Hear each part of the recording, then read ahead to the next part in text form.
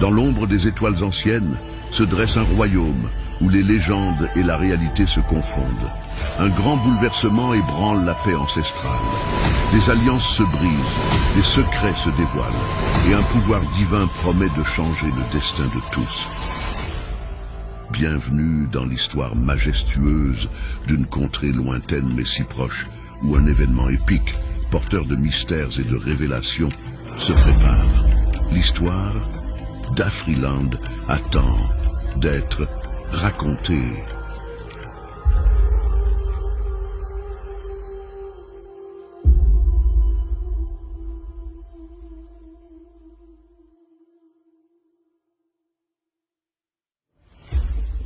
Dans les anciens jours, avant même que le temps ne soit compté, existait un royaume d'une beauté et d'une diversité sans pareille, Afriland. Un monde où les plaines dorées dansaient sous le ciel azur, et les étoiles veillaient sur des terres de légende.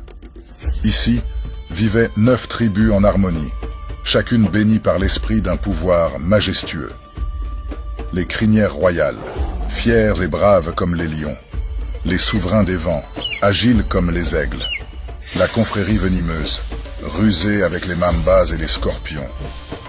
La fratrie de la meute, unis dans leur force et leur loyauté. Les grands gris, sages comme les éléphants. Les cavaliers féroces, rapides et forts comme les étalons et les hippotragues. Les requins bleus, maîtres des abysses. Les gardiens célestes, éclairés comme les étoiles noires, et les hommes des terres, les humains vivant sur la terre, divers et ingénieux. Parmi ces tribus, une amitié légendaire liait les grands gris aux crinières royales. Fraternité profonde, forgeant ensemble des siècles de paix. Le lien entre les deux tribus était d'une nature exceptionnelle, bien au-delà de la simple alliance ou amitié. C'était un lien sacré de belle famille à belle famille, tissé à travers des mariages, unissant leurs héritages et leurs destins. Mais le destin, tel un vent capricieux, changea. Des étrangers venus des terres d'ouest découvrirent Afriland. Accueillis avec la générosité ancestrale de ce peuple, ils semèrent la discorde. Des murmures perfides et des ombres de doute s'insinuèrent et semèrent la méfiance et la discorde, fissurant ainsi l'amitié indéfectible entre les éléphants et les lions. La suspicion enfla comme un feu sauvage. Les lions crurent que les éléphants tramaient une guerre pour la domination, et inversement. Les paroles se changèrent en rugissements, les alliances en confrontation. Ainsi débuta une ère de tourments, voyant les 9 tribus se fracturer en 24 clans. Les crinières royales se divisèrent en lions indomptables, lions de l'Atlas et lions de la Teranga.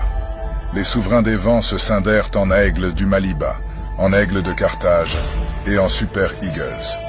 La confrérie venimeuse engendra les scorpions de Gambie et les mambas de Mozambique. Les grands gris se séparèrent en Scilly national et éléphants d'ivoire. Les cavaliers féroces donnèrent naissance aux étalons intègres et aux palancas negras. Les requins bleus, seuls régnant des abysses, dominèrent les profondeurs des mers. De la fratrie de la meute sortit les léopards du Kinshasa, maîtres silencieux des territoires cachés, les fennecs d'Alger, errants du désert et des tempêtes de sable. Les Djurtus de Guinée, incarnant l'esprit indomptable de la meute. Les gardiens célestes se fragmentèrent en 3 clans, les Black Stars, les Taifa Stars et le Nzalang National, clan des maîtres des tonnerres et des orages célestes. Les hommes des terres, quant à eux, se morcelèrent en pharaons mystiques et bâtisseurs de pyramides, en Mourabitoun, guerriers et infatigables nomades, en braves warriors, intrépides et résistants, en Bafana Bafana, unis, jeunes et déterminés, et enfin en Chipolopolo, clan des gardiens des mines de cuivre. Ces 24 clans se livraient à des guerres interminables. Les plus forts dominaient les plus faibles. Dans ce chaos, un acte salvateur survint. Un symbole de paix et d'unité, dans un éclat de lumière céleste, descendit d'Amkour. Telle une météorite ardente, elle brilla au cœur du royaume, dissolvant les mensonges et les rancœurs. Elle révéla la vérité sur les manipulations et les desseins des hommes venus des terres d'Ouest, chassant leur influence malveillante. Dame Coupe, désormais, se tenait comme un phare d'espoir dans les ténèbres de la discorde.